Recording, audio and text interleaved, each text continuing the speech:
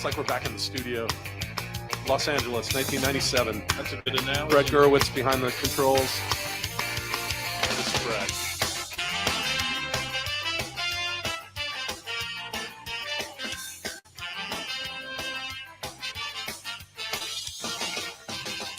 I don't need to tell the truth, but I never lie. I don't need to bow to you. You're just passing by. I never wanted to be the one you bitch and moan and come home to. But as long as you look good, I'll come back to you. Get inside my troubled mind with all of your threats. Sometimes I think I was blind. Not before we met. I never wanted to be the one that you depend on for your life. When you cry, it smells like soup. Sound like shown tonight. Never feel how I said all night. I got a right. Each time I said all night. No, I just might. You make me stay all night. It's just that side of you tonight that makes me stay all night. I'm gonna stay all night. You're an evil little girl. I'm a twisted man, tearing through your perfect world. Make you understand. I never wanted to be the one you bitch and moan and come home to. But as long as you look good, I'll come back to you and do the things you do. Stay all night. I got it right. Each time I stay all night. No, I just might. You make me stay all night. It's just that side of you tonight that makes me stay all night. I'm gonna stay all.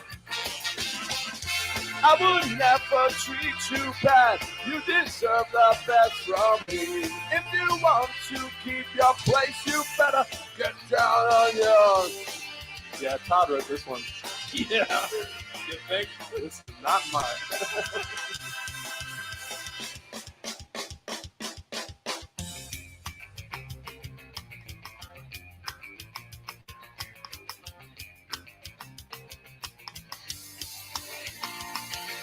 Stayed all night, I got it right. Each time I stayed all night, no, I just might. You make me stay all night. It's just that side of you tonight that makes me stay all night. I'm gonna stay all night. R.I.P. Todd. Text the round robin your questions, comments, wagers. Give us a reason. Sleeper fantasy play, your best alternative line, whatever you have. Text the round robin 757-354-5517. Can you see by the dawn's early light what so proudly we hailed at the twilight's last gleaming, whose broad stripes and bright stars through the perilous fight o'er the ramparts we watched were so gallantly streaming, and the rocket's red glare, the bombs bursting in air, gave proof through the night that our flag was still there. Oh, sing the star-spangled banner yet wave, for the land of the free and the home of the brave. This is the Deep End Broadcasting Network. You are tuned in to the Round Robin with Stephen Murray on Deep End Broadcasting.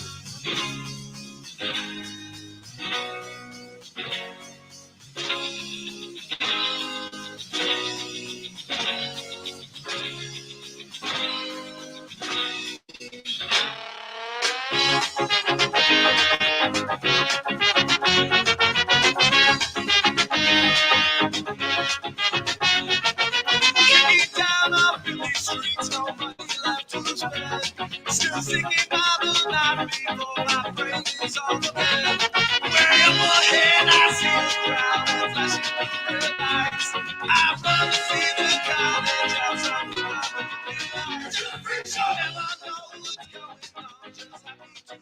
The round robin on the air for Thursday, August the 17th, 2023. It is 4:04 p.m. Eastern Standard Time. I am Stephen Murray, broadcasting from our wonderful studios here in the Chicks Beach, Virginia area.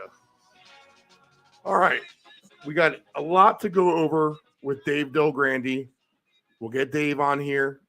Again, he is the columnist at Field Level Media. He covers the Golden State Warriors. He covers the Denver Nuggets. He's the senior analyst at Stat Factor. And he is the founder of Mr. Fantasy. What's the weather out there today? Oh, Chamber of Commerce. Okay. Nice. Beautiful. It's been a weird year because it was rained a lot more, or I would say, colder than usual, but for beginning of the summer. And then all of a sudden there was a heat spell, for a couple of weeks. But it's, now that school has started, perfect timing for, to get back to, the 65 to 70 degrees, what I consider ideal weather. So, real nice. It's obviously early in the morning here, but it's nice. You wake up, there's a nice breeze going on. You open your windows. I don't know. It's like waking up in Hawaii in the morning. It's like, the ocean breeze. I could live with this. Well, I do live with this. Right. It's hit or miss here. It's either 95 with 110 degree heat index and humidity, or we get that cold front that comes through here about once a week that cools it off for a couple of days, and then it builds back up. So we have the front sitting over us right now. Can't decide if it wants to pass us or just sit here. So just storm after storm after storm, which is and the pool universe, you take that all day, to be honest. It's funny because on the Giants game, watching yesterday against Tampa, they had a home game. Right. The broadcast, and it was a unusually beautiful day in San Francisco, late afternoon, where normally you start putting your jacket on there. And then they mentioned, well, whatever it was, 70 degrees here right now at 2:30 in the afternoon in San Francisco. Just want to let you know that it's now 5:30 in Atlanta, where the Giants will be tomorrow, and it's currently 86 degrees and humid there. So they're like, oh boy, that's not where we want to be, but that's where they were headed. Yeah. I was looking at the slate ahead. That looks like the one potential mismatch on paper is that San Fran team going to Atlanta, long road trip, and again the humidity, like you just said. Okay. So the Giants schedule. Oh my God. I mean, there seems to be a decent amount of parity in baseball. I mean, especially with all these interleague games, I don't know. It just seems to have balanced the playing field a little bit. I mean, the teams that play in the bad division don't get to play those teams as much. And then, of course, they're like the AL East. You don't have to knock heads with all these other heavyweights so often. But the Giants just came off a homestand where they played the Rangers and the Rays back to back. Okay, now they go to Atlanta, and then I can't remember off the top of my head exactly who they're playing, but I want to say they have two series against Atlanta, one here, one there. They play the Reds, they play the Dodgers, they play the Padres. It's like, geez, who'd they piss off? Because it's just murderer's row for about 3 straight weeks now, and just at the point where they don't need it because, man, they're not hitting anything lately. And then the other thing is, man, the Dodgers. I just haven't seen the division. I guess I have, where everything was just kind of so nip and tuck there for a minute. You had the Diamondbacks in first place there for a while. The Giants nipping at the heels, and the way it's gone lately, it just, I think I did the combination of the Padres, Giants, D-backs, and Rockies, and they are combined, I think, 9 for 28 in their last 37 games or something like that combined. I mean, they're all ice cold compared to what the Dodgers are. Oh, absolutely. I mean, especially the Diamondbacks. So, like you said, like for a while they're in first place, and now all of a sudden, I mean, like you said, I don't know what the record is for the last month, but it's got to be something like 6-20. Oh, it was 7-24 the last I looked, and that was, I think, right before the Rockies series or something. Like that. Yeah, right. And and then the funny thing is, I mean, the Dodgers, they're on a nice run, and they've been winning basically everything lately. But you look at them, the team, and oh man, they're pitching minor leaguers 2 or 3 times in the rotation. Right. They seem to have a new, open a new can of outfielders every other day. I mean, they've got guys injured, another guy gets hurt. Who's this guy? These are really the Dodgers, and they just keep, testimony to, having a deep, not only deep major league roster, but, a deep farm system that they just keep bringing guys up, and, they don't have to ask them to do too much, because, well, you're in the same lineup with Betts and, all these all-stars, just come in and do your, get us one hit, and, that'll get us a run in, and, with our pitching, we'll be fine. And so I don't know, I compare them to the Braves. I mean, you look at the Braves lineup, and it's like, well, it's very easy to see why the Braves are so good. It's like they have an all-star at every position. Right. But you look at the Dodger lineup, and it's like, okay, I recognize these first 2 guys, but who in the world are these other 7? And who's this pitcher tonight? Right. Like, yikes, and then you're looking, well, they've won what? 8 out of 9? How? But like you said, part of that is the rest of the division is just completely crumbled. This is all keepable stuff. We'll keep it rolling. So the Giants are at the Braves, then they're at the Phillies, and then home against the Braves, home against the Reds. They'll get some Padres. They'll be at Chicago Cubs. The Guardians come in. That's a tough schedule. Yeah, I mean that's it's just you get a homestand. Like, okay, we return home. This is nice. You're playing the Rangers and the Rays. And it's not only bad enough that that's the 2 of the top 3 teams in the American League, but it's the teams you never see. Which makes it difficult, especially when you're not hitting in the first place.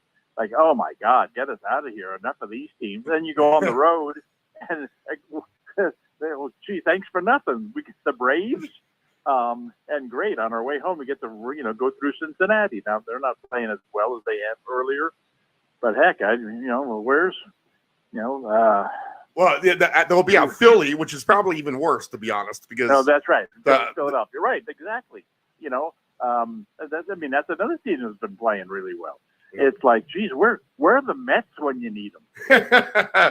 Exactly. Actually, that kind of transitions into something I wanted to say or ask you about. The Mets, when I grew up down with AAA Norfolk, that was their AAA team. So I was able to see in the 80s all those players go up from the 86 championship team. And most of them did go through that system there. And you just said it, the Dodgers farm system is just incredible. But I'm trying to think back of when I've seen as good of a farm system as what the Dodgers are able to do with everything that you just said. Can you recall a team that's just able to plug in the holes like they're able to, like just through that farm? This is what people don't, kind of your average sports fans don't get about high revenue teams and low revenue teams is that, teams spend whatever they want, at the major league level, and it sounds nice. They got $100 million payroll and what. And yeah, the teams are paying more, but we've got our fair share of good players on this team. Problem is, it's the other aspects of the organization where the Dodgers have 50 scouts and the A's have 3. The Dodgers have camps or whatever you call them in God knows how many Central American and South American countries, and the A's have one in Florida. I mean, it's like, and you just you just keep churning guys through the system, and I mean, the Dodgers find them. And then it's, well, if the Dodgers aren't finding them, it's the Yankees that are finding them. And then once the Astros tuned up their minor league production, lo and behold, look where they've gone in the last 5-10 years. So it's the teams that forget the $50, $100, $150 million payroll. On the major league level, it's I mean, I can't quote you a price, but it's it's like, well, when one team is paying devoting $50 million to their minor league system, and the other one's devoting 50 cents. Well, who do you think is going to get the prospect? Yeah. And so, I mean, again, and the Yankees are very similar to this. I mean, what's amazing about the Yankees is that for a long time there, the Yankees seem to have the philosophy that, we can afford the highest paid players in the game, and so we're gonna go out and get them. They might be over the hill, they might be injured, whatever. We're gonna spend $20 million on and any pitcher who has a track record. Roger Clemens, right? Well, but even more. I mean, I'm talking about guys like they bring in Corey Kluber and guys are, well, he won a Cy Young 3 years ago. When we can let's pay him $25 million and bring him in because he still got it. Well, no, he doesn't. But it just seemed that in the 90s and over in the 2000s and for a 20-year stretch there, their payroll was first or second, and in large part because they thought that, well, signing this $10 million free agent is better than developing, a rookie because we want the experience come playoff time. But they've shifted that. I mean, if you look at the Yankees roster, now granted this year they're not doing really well, but it's like, wow, I didn't realize the Yankees payroll has come down to the point where they're not number one or number two anymore. Right. They're dropping down to 5th, 6th, 7th on this list. Well, if you look at their lineup, it's like, well, no wonder, they've got a 25-year-old shortstop and a 27-year-old second baseman and a 23-year-old left field. I mean, they've kind of gotten away from, well, we got to have Stanton, we got to have LeMahieu, we got to have Donaldson, we got to have all these old kind of has-been money eaters, and brought in younger players. Now, unfortunately, this year, the few of the guys that I just mentioned, who they still do have hanging around, they've been terrible. And so it's really brought them down to the point where, kind of like the Dodgers, they're counting upon a lot. I mean, the Yankees are putting guys in the lineup that, man, who's ever heard of these guys? Now, granted, they have a great system, but that doesn't mean you can plug 3, 4, 5 of them in at a time, and then you throw in your pitchers, and it's. But anyway, my point is that the teams that have started to put more money into scouting, more money into their minor leagues, are reaping the benefits because now your payroll on the top end isn't so much. So now when it comes time to, we really don't want to pay Aaron Judge $40 million a year, but you know what? We can afford it because, we have a lot of young players on the team that are keeping the rest of the salaries down. And that's the killer for the rest of the league. It's when the Yankees or the Dodgers, kind of like the Padres now. I mean, the Padres have this bloated revenue and the salary, thing. And now that, when Ohtani comes up in free agency next year, you don't have to worry about the Padres going out there and signing him. I mean, they don't get any more money to spend. They're already spending $250 million. They can't go out there and spend another $60 million, although, never underestimate them. But it's the teams like that are already kind of maxed out on how much they can spend. Well, it's great for the rest of the league when we don't have to worry about the Padres. We don't have to worry about who else. The Red Sox. We don't have to worry about the Braves. I mean, whoever it is, who are spending at kind of their limit right now. But unfortunately, you do have to worry about the Dodgers and the Yankees because of all their great young players. They've been able to keep their payrolls down to the point where, they can be major players for someone like Ohtani. And that's, it's just for the good of the game, that would not be a good thing. I mean, that's, baseball, I think, is at its best when everybody's competitive. Right. And when when you've got the Yankees or the Dodgers, stockpiling, all these all-stars, then, it kind of shrinks the league to, okay, we got 8 teams that can compete with them and the other 20, let's, relegate them to, the Big Ten.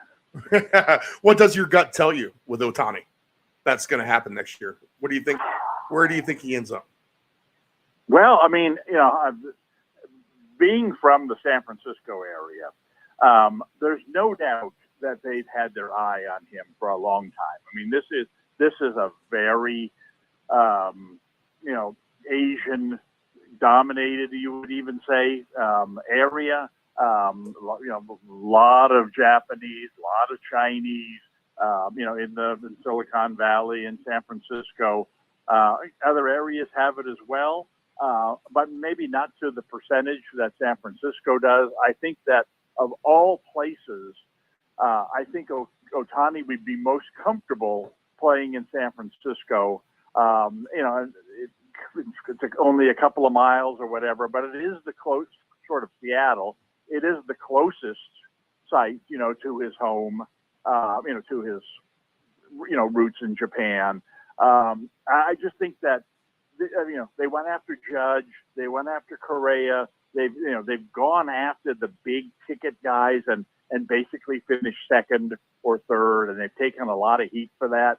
But here's another team their Giants payroll used to be way up there, and now it's way down. The Giants this year are, they're playing more rookies, for a contender. They're playing more rookies than, I've ever seen a contender. Mm-hmm. They bring up, Monday they bring up this guy Meckler to play, and they throw him right out in center field and bat him second. This guy was a 2022 draft pick. Was an 8th or 9th rounder last year. I think there's only one other team in the majors that's promoted a guy from the 2022 draft, and that's the Angels. So here's a team that's, already brought up Bailey, the catcher, right, and who's done really well, and Casey Schmidt's come in and played shortstop, and Luciano has come in, and Elio Ramos has come in, and I mean they rookie after rookie after rookie, and then here comes this guy who started the year in single A, and has batted like 400 every step of the way. It's been amazing how well he's done in the minors, but you just don't see that very often. There's this kid who, there was a story about him when he got no scholarships out of high school, which is, not that unusual, but he walked on to Oregon State, played, as a freshman there and barely played. And then the coach told him, hey, you know what, you're wasting your time coming out next year. We got no spot for you. And he basically said, well, I got nothing better to do. It's okay if I come to the tryouts, and then he did. And then, whatever, he found lightning in the bottle. And the next thing you know, he's leading the Pac-12 and batting and then becomes a draft choice and gets into the Giants minor league system and it explodes. And now, like I said, they didn't just bring this guy up. They brought him up, in the series against the Rays, and they batted him second. They batted him second, and first in his first 3 games. But anyway, the point about that is that, I think I've mentioned 5 or 6 rookies that have played for the Giants, and you see 2 or 3 of them and still in the lineup every day, they've really brought their payroll down. And there's no longer Brandon Belt's $20 million a year, Right. And Buster Posey. Buster Posey earned it, but his $30 million a year, whatever. They don't have these big contracts anymore, and so they're in a position where they've saved a lot of money in the last couple of years. They could really overextend and try to get Ohtani. Now, they tried to do that with Judge, too, and that didn't work. But I think there's a better, like I said, I think that, there's more of a magnet here for Ohtani to come to San Francisco. You got a competitive team. I think they're going to be in the running. And who knows what he's thinking? Mm-hmm.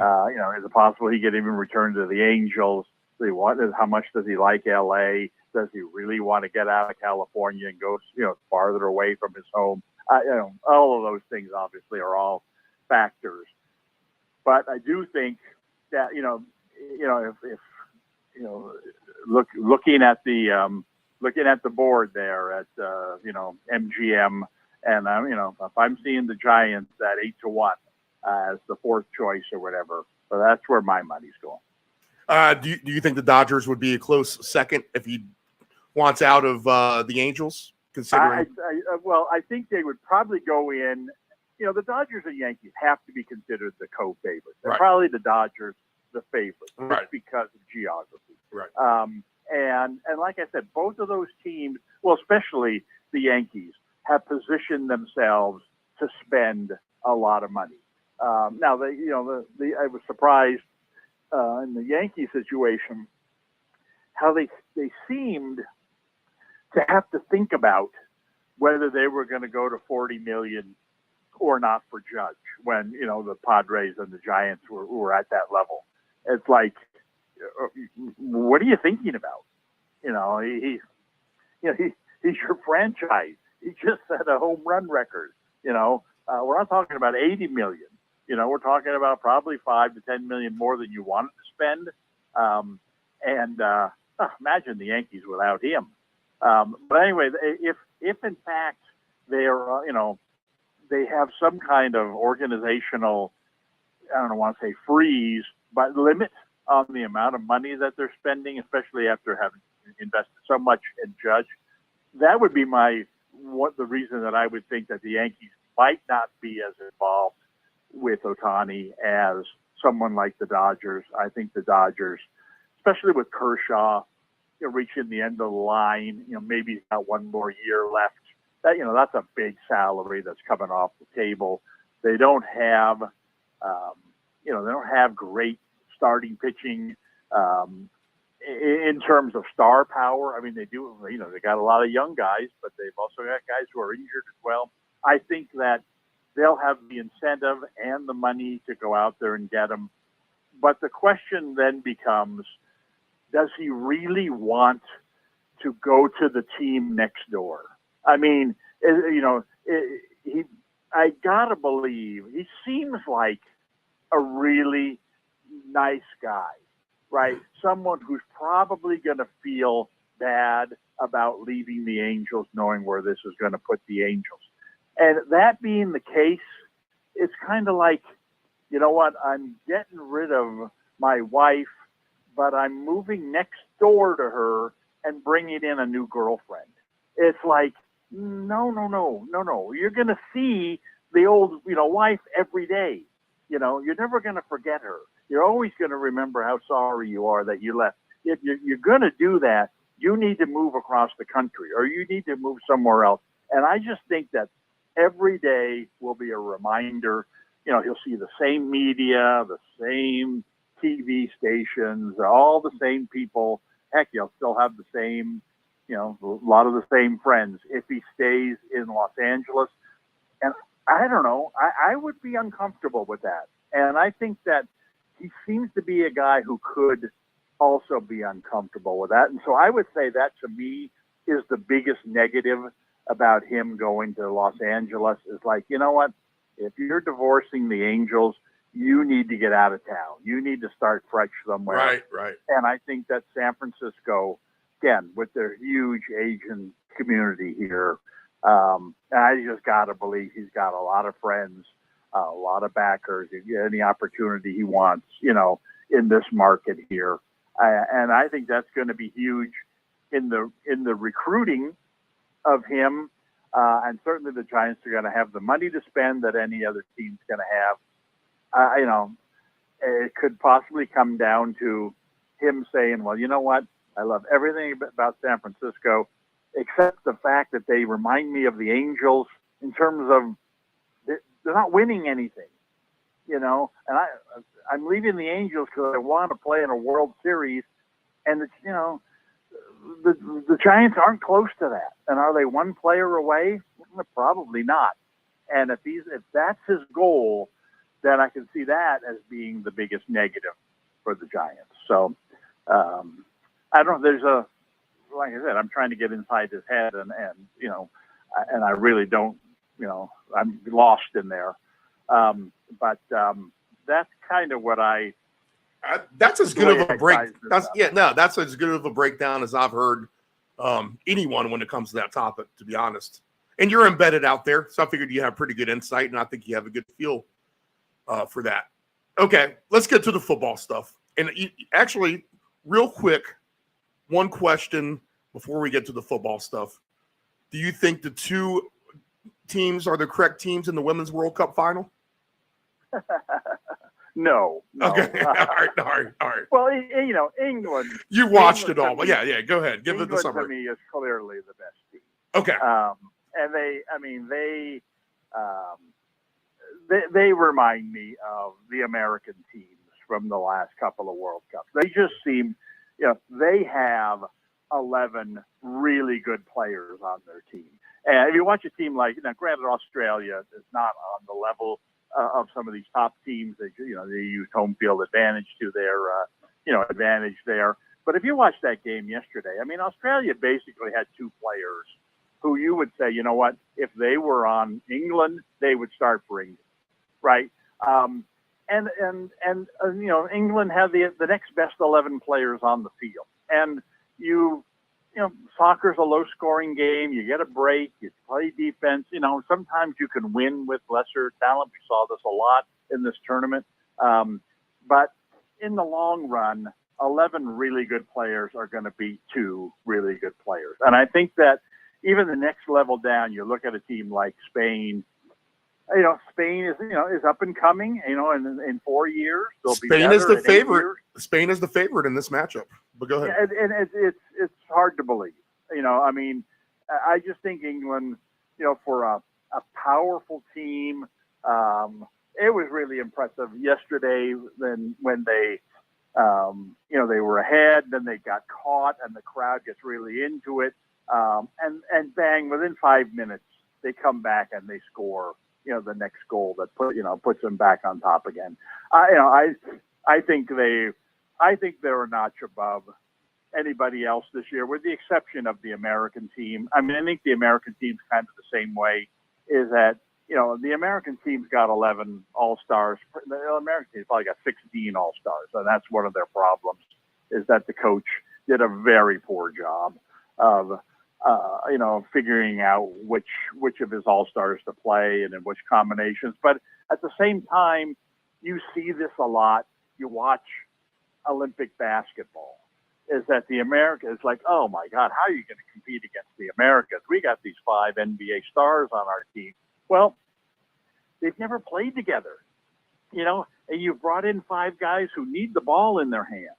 It's like, it's not about having the 5 best players. It's about having 5 guys who play well together. Mm-hmm. And so, we need a point guard who, isn't interested in shooting 15 3-pointers. Yeah, we'd rather have Steph Curry, but you know what? We're better off with LaMelo Ball, because he's not going to shoot. He's going to pass the ball, to these other All-Stars we got. And in the long run, that's going to make us a better team. And I think the American basketball team, it's taken them a while to figure that out, but you're starting to see on the American basketball teams, like, wow, how did this guy make the team? Well, it's because he's willing to do the dirty work that the superstars aren't. He's going to get us that key rebound against France or against Spain, when our other big guys are getting pushed around. And it's very hard for a coach to mold these strangers. You watch the McDonald's All-Star game, high school All-Star game. They pass the ball about 3 times the entire game. It's because every single guy out there knows, well, why should I pass? I can just take it right to the basket and dunk it myself.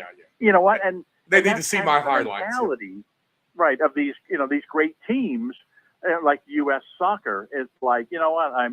I'm so good that I don't need to worry. When I pass, these other teams, they pass the ball and they cut and then they backdoor and they get, no, that's not the way. Just pass me the ball and I'll beat my defender one-on-one like I've done all through my career. And it's, meanwhile, you've got, 10 other girls who are thinking the same thing. And there's just, they stand around and they don't really, help each other. It's kind of sad to see, but at the same time, it's understandable. It's not like, we haven't been practicing together for a year. We practice off and on. We have these camps where we're together for a week. We've been practicing now for 3 weeks going into this tournament or whatever. It's like, that isn't a whole lot of time to put a cohesive effort out there. And I don't know what they can really do about that, but, part of that is the roster. It just seemed that anytime the U.S. made a change, which wasn't often, they brought in the same person they just took out. It's like, well, what do you mean? You're taking Rodman out of this last game. She was like the best player on the field. You take her out and you bring in the other young right-wing player who comes in. Oh, she's had an incredible, youth career or whatever. No doubt about it. It was like, if Rodman wasn't good enough and she was playing really well, and this other woman comes in who's very, very similar, what's going to be different about the game? We're going to try something a little different. And they just didn't seem to have that kind of versatility where, I don't know, the coach didn't push the right buttons there. And part of that was, well, what right buttons? He's got a roster of 8 girls who are all the same. So it's like, why would I? And he even said after one of the games, well, gee, why would I make a change? The team I had out there was doing fine. Well, it's like, that's not the way it is in sports. When you were doing fine, you hadn't scored a goal. That's not fine. Put somebody else in there, change things up. You've got the better team. The fact that you haven't scored a goal is embarrassing. Put somebody else in there, but then you can kind of see him thinking, well, my roster only affords me to put in, this woman for this woman, and they're very similar. It won't change anything. Like, well, then get a better roster, and so, that's unfortunate. I think a U.S. final against England, it would have been very, very exciting. It would have been like an NBA All-Star game. You would have 22 players out there, who are truly world-class all-star players. And, heavyweight fight, come out swinging and, let's see how it works out. Unfortunately, we don't have that. And instead we have, again, Spain has played very well in this tournament. Sweden played very well. Colombia played very well. Australia played very well. But these are all, I don't mean to degrade, but these are all second-rate kind of teams that are up and coming, that are, will be better 4 years from now and 8 years from now. But right now, all the talent is on England and the United States. And that's call me a homer, but, that's the final that I would rather. Okay. All right. Let me give you some numbers then, because you obviously like England. So right now they're an even money payout, and that's even in the penalty kicks. So, you don't have to worry about the draw in that scenario. If you think they can get over 1.5 goals, that pays plus 220. If you think they're really going to put it on them and get 3 goals, that's 8-1. And if you think they can really, really have their way with them, and this is a dominating victory, and they can win something like 4-1 or something like that, or 4-0, then 20-1 odds for 4 goals for England. Any of those numbers you would buy? Well, I will say this about soccer. And I can throw the correct score at you too if you need me to, but go ahead. Yeah. How did I know? Your favorite thing. The thing about soccer is the game changes dramatically after one team scores. And it's so much better a game when a team is behind, because they stop playing this conservative style and they go out like the Australia game against England. They sat back, they played them to a scoreless tie for a long time, but as soon as they fell behind, it was like they turned into a different team. Right. And they took more chances, became more open field, and when they didn't get it, England counterattacked the other way, and they had great opportunities. I mean, that game went from 0-0 kind of a snoozer to a game that easily could have ended up like 5-3. I mean, there were incredible opportunities in that game once that first goal was scored. And I think that, to me, is something that I would play on basically in any soccer game. But in a game like this, is that if England, it's this new wave in-game parlay or whatever it's called, where if England scores in the first half of this game, it's got a chance to be a really high-scoring game. And if they don't, then it's got a chance to be a really low-scoring game. And I think that this goes together. It's like, okay, well, if and I'm sure in a World Cup final like this, you've got to have odds for all kinds of things like this. But I would look at something like, I would parlay, if England scores first, who scores the first goal?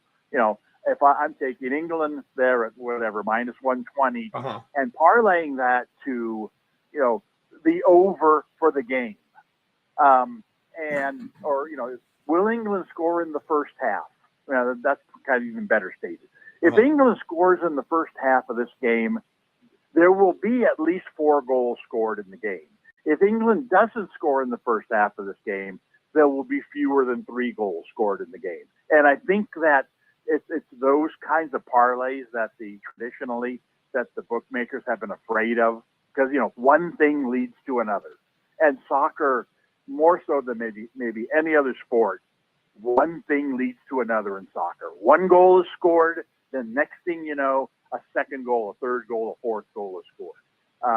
And it's kind of like hockey. I mean, hockey is kind of the same way. You get into the playoffs, the final 2 minutes, they pull the goalie, and it's like, oh man, I've been sitting on an under in this game. It's 2-1 or 3-1, 2 minutes to go. I got this. Next thing, there's your open goal, score for the team. And then the other team, because they're skating 6-on-5, they get a goal. And next thing you know, oh my goodness, I had the under 5.5. It should have won by all rights. And the 2 goals are scored in the final 2 minutes, and I end up losing it. I think that to me is the way that I would play this game. And, parlay, will England score in the first half? If the answer to that is yes, then, I want England, parlay that to England will win, parlay that to the over and the total number of goals, even parlay that to, will England win by more than 1.5 or whatever it is. I mean, these things work together. Now, it's kind of an all or nothing thing. If you're wrong, right. You don't hit the first part of it, then, but it's, I think, Spain is a team that I think their style, more of a ball control type of team is different from when England plays. And that's good. You're not going to see a lot of let's pass it back to the back. Let's pass it back to the goalie. Let's take time off the clock. I think both teams can go into this game, and the odds indicate it, that thinking that they can win. And I think both teams will be on the attack. And I think both teams, again, play the game differently. And I think England, with their long passing and kind of physical play up front, I think they could overpower Spain in that regard and score goals. And I also think Spain, because of their wizardry in the midfield and whatever, they can kind of pass some circles around England and get some nice opportunities on their end. So I do think this is going to be a high-scoring game. But like I said, I got to see that first goal first, because once that happens, then the dam breaks. The best I can kind of do for you is England halftime result plus 250 and an over 3.5 goals for the game pays plus 1123. So England, you mean England has to be ahead at halftime? Yeah. But you could back that up with both teams to score in the first half at for plus 410 if you wanted to kind of get a little insurance on a smaller wager. It would be more than insurance. I mean, you could win both of those. Yes. You can definitely win that. England could be ahead 2-1 at halftime. Right. And you've hit both of those. Right. Going into I like that. I like the safety net there. Give me England to be ahead at halftime. Give me both teams will score in the first half. And then I'm going to parlay, separately, of course, both of those things to the, what'd you say, over 3.5? Yes. Yeah. So you just need to get the 4 total goals for the game. Right. And like I said, and that all starts with somebody scoring in the first half. If it's England, well, then you've got your big parlay going. If it's both teams, you've got your big parlay going. And if it's England, and if both teams and England's got the most goals, you got them both going. And of course, if both teams score in the first half, then you're sitting really pretty on your over 3.5 total. Yeah, so, no matter what happens, you'll end up a winner, even if that thing dies. That's where I would go. Actually, I don't think there's going to be any feeling out in this game. I think you're not going to see we're just happy to be here. We really fear this other team. We're going to take the air out of the ball, and no, I just think that both teams are going to look at this game and say, man, our style can score goals against this other team. And I think they're going to come out attacking. And, that being the case, get that first goal and, then it becomes a track meet. Okay, 6 a.m. Eastern time, the World Cup final on Sunday morning. Any thoughts on the constellation game? Yeah, they shouldn't have it. Okay, let's go ahead. I'll give you 60 seconds if you want to wrap that one up. It's the only reason it's a nice thing this year is because Australia's in it. Sweden's the favorite in this too. Sweden is a minus 125. It assures a big crowd. I mean, nothing's more of a yawner than Sweden against Colombia for third place. It's like, oh my God, can I get 50 cents on the dollar on my ticket? If the U.S. were playing for third place, and they would have no interest in playing for third place, it would be a terrible game. But Australia's in it, they're gonna, you get your money's worth from them. I'm not saying that they're the better team. They're not the better team in this game, but I think they'll try harder than the other team. So, but normally I would say, man, have we not learned that these third place games are a bad thing? Correct score 9-1. Australia to win 1-0. So how about that? That'd be a pretty good way for them. Well, but here, the third place game, you would think they could let it loose and be wide open, right? Yeah, exactly. Everybody's going to want to get their goal. I would think that that this game would, you would think this game would be high scoring. 3-2 Australia, forget 30-1. Forget everything, how they played so far and what have you. I think that just the way the game's going to be played, you would think the coaches would play some substitutes, maybe that haven't gotten an opportunity to play in the tournament. And you get a defensive mistake because of that. Heck, for all we know, we're going to see the backup, I would expect some scoring in this game. Okay. All right. Over 4.5 plus 500. There you go. Okay. Football news. Let's start by you. 49ers and Raiders practiced together. Things didn't go so well. Lance didn't look good. I don't think that's any surprise. Purdy, though, he didn't have the best of times either. So my question really is this. I'm wondering if maybe Sam Darnold just might be the favorite to be the opening day starter. What do you kind of think on all of that if Purdy's not healthy enough for sure? Well, it sounds like he's healthy enough. Okay. It sounds like, health isn't the issue. He has been rusty, supposedly, in the workouts. But, he's coming off throwing arm surgery. Basically didn't throw a football for 4 or 5 months. Now is being thrown kind of right into the heat of the fire here. And nobody on that Raider defense was taking it easy on him because he hasn't played the last 6 months. So I think that, short of him getting injured again, I don't think there's any doubt that he's going to be the starting quarterback on opening day. That doesn't necessarily mean that he's the best quarterback they have. I mean, I talked about this before. In Shanahan's offense, you don't have to have the biggest arm. You certainly don't need to be the best scrambler. You need to be the smartest guy. You need to throw the ball on time. You need to be, throw the ball into short windows. Get it, throw it. Move. The Tom Brady approach. And Brady and Purdy seems to have fit into that perfectly. I also think Darnold is a nice fit for that. So you're going to end up here with 2 quarterbacks who are same style, very coachable, and I think it's going to put the 49ers in a position to succeed because if one quarterback gets hurt, I think you're going to be able to plug in the other guy and without skipping a beat. So. But I do think that really doesn't matter how good Darnold does in the preseason. Purdy's their guy until he demonstrates that he's not their guy, and that ain't happening anytime soon. The Raiders are nationally, from everything that I'm kind of trying to read, no one's giving them the chance. They're the last pick in that division.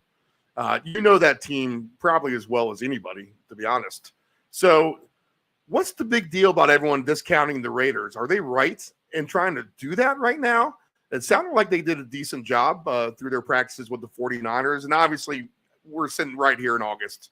There's a lot of factors to play still, but apparently Garoppolo hasn't looked that bad.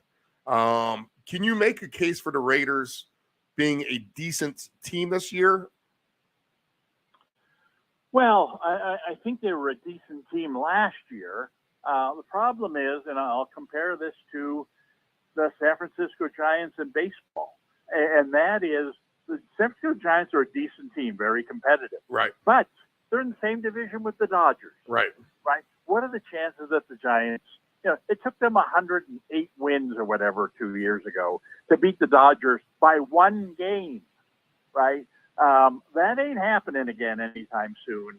And then you got the Padres, who are having a terrible season, obviously. Right. But you look at them on paper, and wow, they're a lot better than the Giants too. If you look at the Raiders are a very competitive team. I mean, they should be able to compete for a wild card spot. But I'll tell you what, they ain't winning the division. I mean, not with Kansas City in there. No chance to win the division. And then you got the Chargers. I mean, the Chargers are kind of like the Padres. I mean, they're way more talented, especially offensively, than the Raiders. Right. Now, could the Raiders, the Chargers have lost a lot of close games. Their coach is on the hot seat. I mean, could they implode and do what the Padres have done this year in baseball? That's possible. And if that happens, then obviously the door is open for the Raiders to possibly finish second in the division. But that's going to happen first. I don't think that the Raiders have done anything to indicate that, well, you know what, we've really improved and the Chargers have gotten worse, and you really should be thinking of us as the number 2 team in the division. I don't think that's the case. I think that the Chargers, if anything, you would expect more from the Chargers this year. And so, I think the Raiders could have a real good season and finish third in the division. I still think they're a better team than Denver, but Denver obviously will be a little bit better this year. Mm-hmm. They'll play the weakest schedule. To answer your question, I can't imagine the Raiders certainly not finishing first. I think their goal, if they're even thinking about winning the division, they're misguided. I mean, their goal privately, or however you'd want to say it, has to be, let's get a wild card. Right. And let's not bank our season on, well, we got to beat Kansas City 1 out of 2 times. No. You can lose to Kansas City both times and still have a really good season. Don't let the fact that Kansas City just beat you, tailspin you to the point where the next week you come out and you lose to Houston, because that's the game that's going to cost you the wild card. Do you think a good window for wins for the Raiders would be 6 to 8 games? Or do you think it's worse than that or better? Okay. I can't imagine the Raiders win in less than 6. Right. Okay. That would be a total disaster. Right. I can envision them winning 9, but no more. Right. And so I would say, to me, that window would be 7 to 9 would be a better window than 6 to 8. But it's going to be difficult for them to get to 9. I'd say it's less than 50-50 that they're going to get to 9. And so, 7 or 8, I think, would be, a number that I would put on. Okay. So theoretically, you could bet them to win exactly 6 games at plus 550, to win exactly 7 games at plus 600, to win exactly 8 games at plus 700, and to win exactly 9 games at 10 to 1. So at your worst, if you were to lose 3 of those and win the least amount, which would be 6 games, you're still getting a plus 250 on what is right around their over-under number for the season. So you got to so you're increasing your profit instead of betting the straight over-under on the Raiders number, and you have that window of 6 to 10. That's not too bad. I kind of might get on board on that. That's an interesting way of putting it. That's kind of, what I would consider a conservative approach what are the odds that they're going to win 6 to 9 games? I'm able to get, whatever you said, plus 250. Right. I'd rather take off the extremes and say, okay, what are the odds that they're going to win either 7 or 8 games? 6.5 is their over-under. Go ahead. Yeah. So, what are the odds that they're going to win 7 or 8 games? Double, your possible intake, or something. I don't have the numbers here in front of me. Plus 6. By getting rid of the 2, in my opinion, the 2 least likely things that are going to happen. All right. And shorten your window to 7 or 8. I think you're and now you got, you've got a pie out there to shoot for. It's, do I want? I don't know. I just don't see the pot at the end of the rainbow when you throw 4 options in there. 10-4. So 6 to 1 at 7 games, 7 to 1 at 8 games. So if you take your loss, the worst you're getting is 5 to 1, or you're getting 6 to 1. If you hit that window. Both those numbers seem attractive to me. The other thing you could also do is you could, if it looks like you're going awry from the get-go, you could probably take some of that off with betting a live in-season win total to try to either get out or get ahead or whatever. Okay. Well, yes. Again, that's at the very end, certainly, and you come down to the last game, and they've got 6 wins. And now you're sitting in a good position where, well, if they win, I'm going to cash my whatever plus 650 or whatever. And if they lose, well, you know what, I'm going to cover myself here by throwing something on the Chargers or whatever. Right. And because Right. I'm they've been doing poorly and I don't want to risk it or whatever. But that option, as long as they're close to your window there, you're going to have options like that down the line. So I mean that's another reason to be a little bolder coming out of the gate is because you can always switch to the conservative route at the end. Okay, I got some fantasy player average draft positions so far that people have done. But let me ask you one more team because you touched on it last week, and I didn't follow up on it. But tell me why I think I know why, because they've put all their money into their quarterback and their linemen a couple years ago. But go ahead and pound on the Rams on why you think that they were going to be so bad some more. And then give me maybe their win total window, and let's see what those odds are. I think the Rams could be the worst team in the league this year. They've really, really gone south. And it's all, you could see this coming from the get-go when they invested big money in 4 or 5, elite players, basically spent all their money, upgrading to Stafford, paying Donald, bringing in Ramsey, and there are others out there who's they brought in some other defensive end.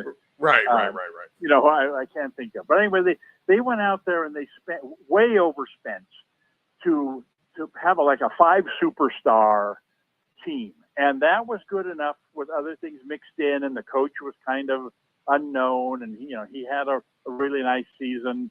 A game plan, and heck, you could see by the way he coached Goff that he knew what he was doing with his offense. But you also saw that, man, to get these guys, not only are they overpaying, but they're giving away 2 or 3 draft picks for every guy they bring in. They're not going to have any draft picks, for about 5 years. Well, we're in that 5-year span right now where they're not helping themselves in the draft. They don't have Ramsey anymore. They don't have Beckham anymore. They don't have, the defensive end from Denver whose name escapes me. They down to 1 wide receiver. They still don't have a running game. Stafford is old. They'd like to get rid of him real quickly. To me, it's a disaster waiting to happen. Well, last year was kind of a disaster, part 1. This year is going to only get worse, in my opinion. I think that if you look at who is the most likely team in the league to have the worst record this year, you would think Indianapolis would be down there. They're kind of playing that card by starting a quarterback who's he can't possibly be ready for this level, and it's kind of like, well, you know what, so we'll have the first pick next year. I can see that coming, but I don't see it. Houston, seems to be getting a little bit better. I can't imagine them winning only 3 or 4 games. They could get to 5 or 6. I don't think there's anybody else bad enough in that conference that you would say is, at that level other than Indy.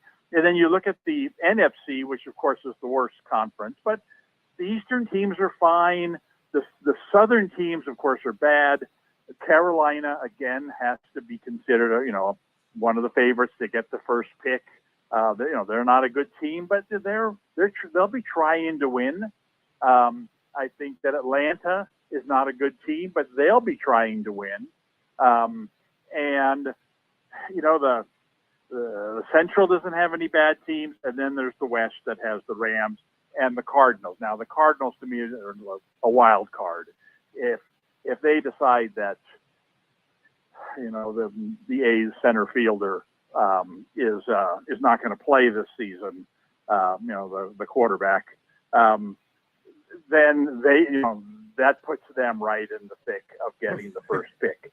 But I think the Rams, are right there with those teams that I mentioned, the Colts, the Panthers, and the Cardinals, for the worst record. And like I said, I think the Colts, you know how it's going to turn out. There's 3 weeks to go in the season, and the Colts are fighting hard for their coach, and the Panthers are fighting hard for their coach. They've got rookie quarterbacks. They think they're up and coming. They're going to win a game or two at the end of the season, whereas the Rams are going to have cashed it in a long time ago. Yeah. And I'm afraid the Cardinals are going to be like that too. So it could come down. In fact, it would be fitting if the Rams played the Cardinals in the last game of the season and they both went in with the, tied for the worst record. Because that's but anyway, that's my thoughts on the Rams. They went all in. It was successful. They got to a Super Bowl. They had some really good teams. But now we're seeing the all or nothing approach. We saw all, and now we're seeing the nothing part. 10-1 odds for the Rams to have the worst record, just plus 250 for the Cardinals. So really, you could take both if you wanted to. Well, I'd hate to split it. Split the money there. I think the Rams. I would have hoped to get a little more than 10-1. I'm surprised they're that lowly regarded. But I think that's a whole lot better play than the play on the Cardinals. I mean, even though the Cardinals are equally likely. 6.5 is their over/under wins. 6.5 wins for the Rams is their over/under. Yeah, I don't see it. I mean, I really think the Rams could win 3 games. Yeah, okay. So, and the reason it's 6.5 is because someone's projecting 2 wins over the Cardinals. Right. And I'm not sure they're good enough, to get there. I don't think they're a better team than the Cardinals. It comes down to, like I said, is the Cardinals, are they playing their quarterback or are they not playing their quarterback? And and that's to me, that's going to make a 2 or 3 win difference in the end. If he sits out the whole season, then you very well could be on the wrong team. But if he doesn't sound like he's sitting out the season, it sounds like he's coming back at some point. Not sure why, that's going to be the difference. Okay, so if I do my expanded window, and I know you like to narrow it, to win 1 game is 29-1. To win 2 games, 13-1. To win 3 games plus 850. To win 4 games plus 650. So again, those seem low to me. I mean, again, the chances of any team winning 1 game like has to be 100-1. I mean, it's not going to happen. Right. There's too many bad teams, especially in the NFC. The NFC's got 2 really good teams, and then 2 or 3 others that you think you would call good, and then another 4 or 5 that are like very mediocre. But some of these teams are going to make the playoffs, and then you got the bottom end of 4 or 5 or 6 teams where it's, oh my goodness, this is terrible. I mean, you don't see this in the AFC. Like I said, in the AFC, you've really got one bad team, 1.5 if you want to throw the Texans in there. But, the Colts, to me, stand out as by far the worst team in the AFC. The NFC, pick your dog between the Panthers and the Falcons and the Cardinals and the Rams. And so, will any of those teams win 1 game? Because remember, if you finished in last place last year, like some of these teams did, it means you're playing the other team. Right. We just talked about. Right. So it's like somebody's going to win. So, if there was such a thing, will no team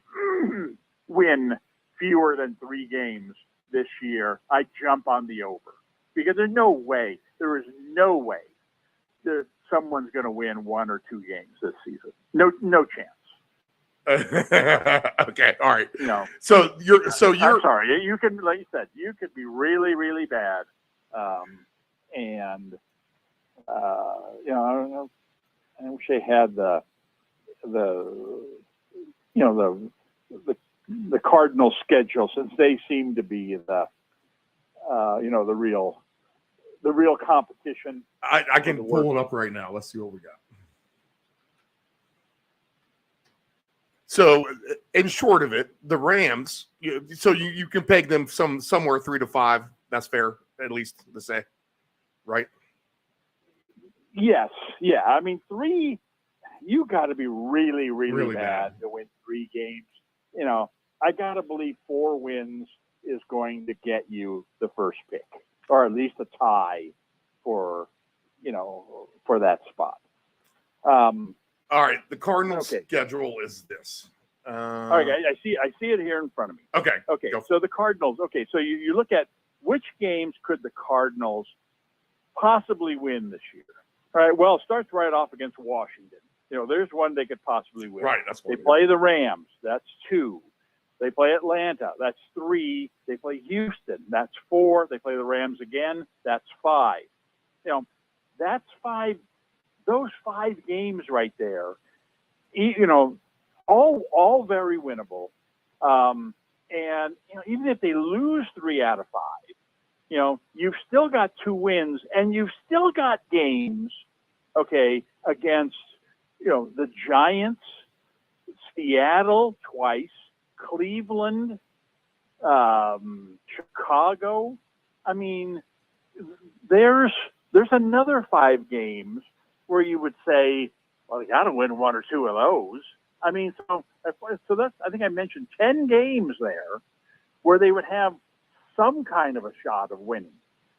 Now, you're not going to go 10 in those games. You're not going to go 1-9 in those games. Remember, my point is these teams, they all play each other, and so you're going to you're going to luck into a win or 2 that you don't deserve, and then there's going to be 2 or 3 wins where you actually do deserve because you're just as good as this other team. So and we could, we picked Arizona there. We could have picked any of these other 5 or 6 bottom feeder teams and said the same thing, where, man, they, if they really try, they could win, 3 or 4. The Colts, like I said, I mean, Colts are, and, depending on how the Taylor thing plays out too, I mean, they could really spiral. And I feel like it already is. I mean, he's in and out again. I mean, yeah, exactly. But it'll be interesting to see. Like I said, that to me is the wild card there, kind of like Kyler Murray is for Arizona. That if Taylor decides, you know what, I'm out of here. I'm not going to play this year. Then the whole, the entire season becomes, well, we're playing for next year. We're playing for the number 1 pick. We're just going to play Richardson at quarterback all year and get him experience. And that's, I mean, the positive for them is they play in the worst division. So, they're going to play Tennessee, which isn't a bad team, but, it wouldn't be a complete shocker if they beat Tennessee once. Wouldn't be a complete shocker if they beat Houston once or twice. And then you got Jacksonville, and again, it wouldn't be a complete shocker if they beat Jacksonville once. I mean, they got a chance to win 2 or 3 games within their own division, right? And we haven't started talking about their games against the other last place teams. So, anyway, that's my claim here is going to be, and you've got to know this is available out there somewhere. No team will win fewer than 3 games this year, even money. Okay, yeah, all right. I'm jumping all over the over. All right, winnable games for the Rams, just as we talked about it, and then we'll be done with the Rams. But Seahawks, hard game. 49ers, hard game. Bengals, hard game. They do play the Colts, so that's one of the games you're talking about. Eagles, hard game. Cardinals, winnable game, right? So that's 2. Steelers, hard game. Cowboys, Packers, hard games. Seattle again. There's the Cardinals again. Browns at the Ravens. They got Washington at home and the Saints at home. And then it gets pretty bad with that, the Giants and 49ers. Yeah, so they have about the same as the Cardinals. They could win. Oh, I'd say their schedule is far worse than the Cardinals. Right. I mean, this is bad. This Right. is, you mean, you said they play Indianapolis. That could be where the number 1 pick is on the line, the 4th week of the season. Right. They play Arizona twice. We've already talked about that. But and then toward the end they play Washington.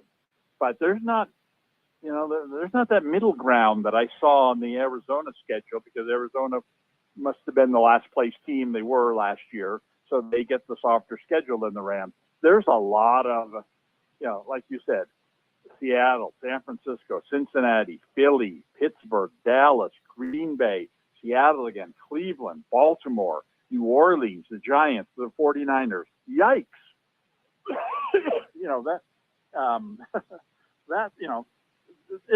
They could lose every one of those games. Okay. I mean, it's very possible. So Especially when, we're putting one win back in the play, maybe. Well,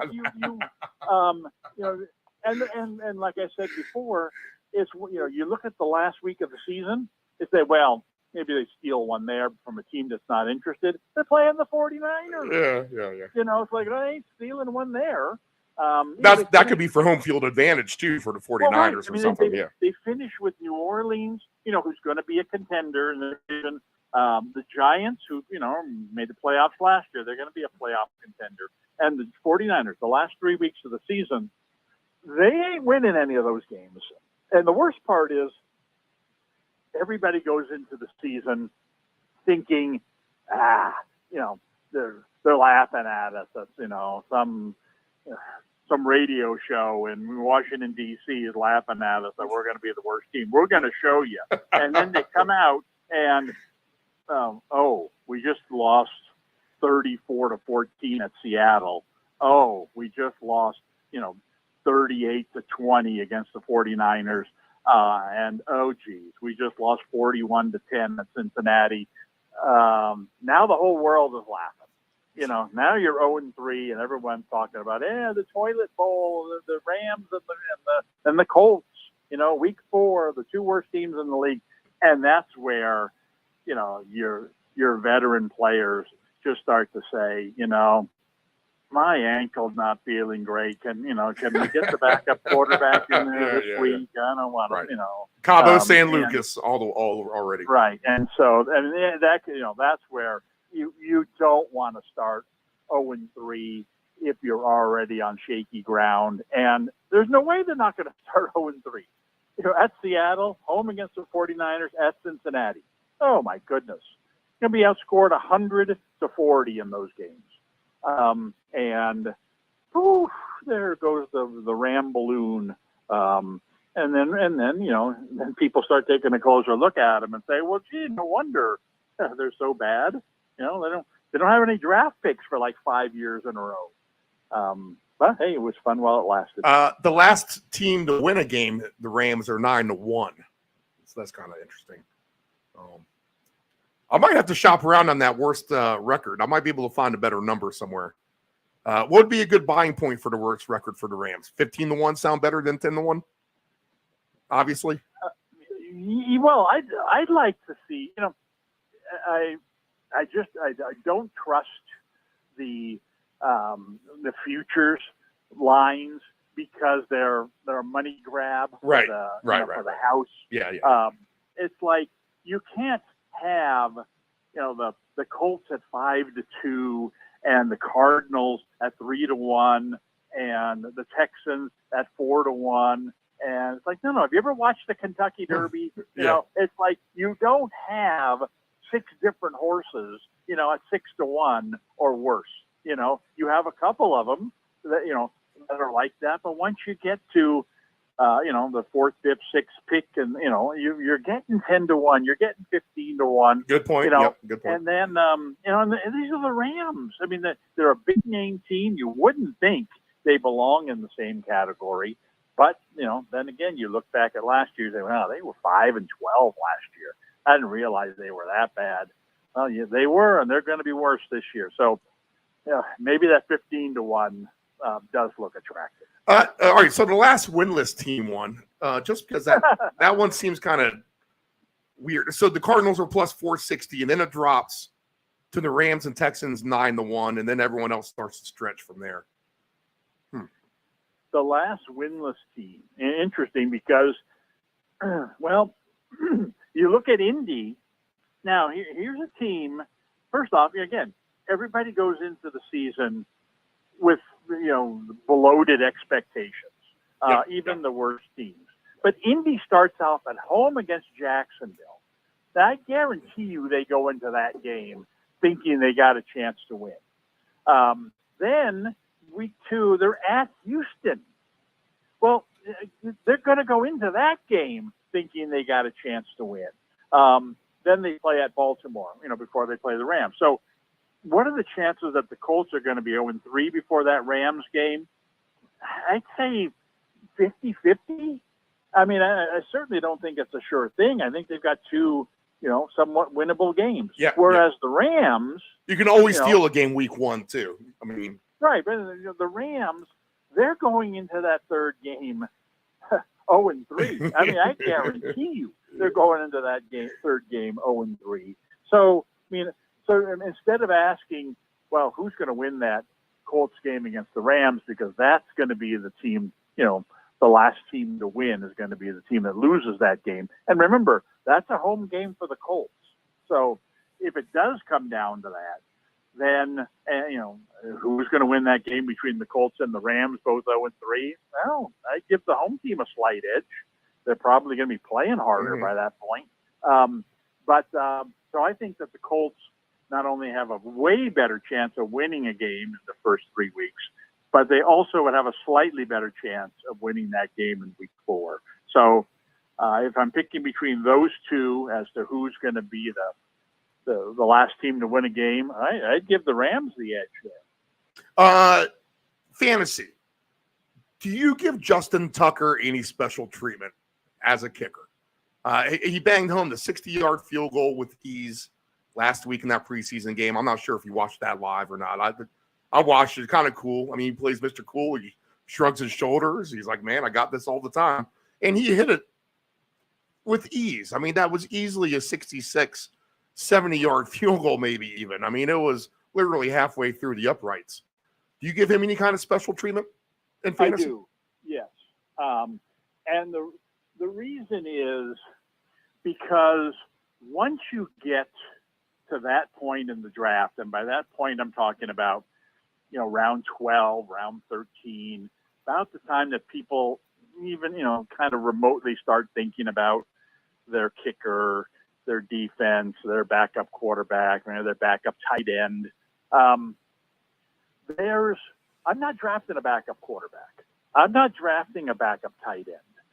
I'm going to use 2 picks down here toward the end on another wide receiver and another running back. And you know what? I've got some sleepers in mind.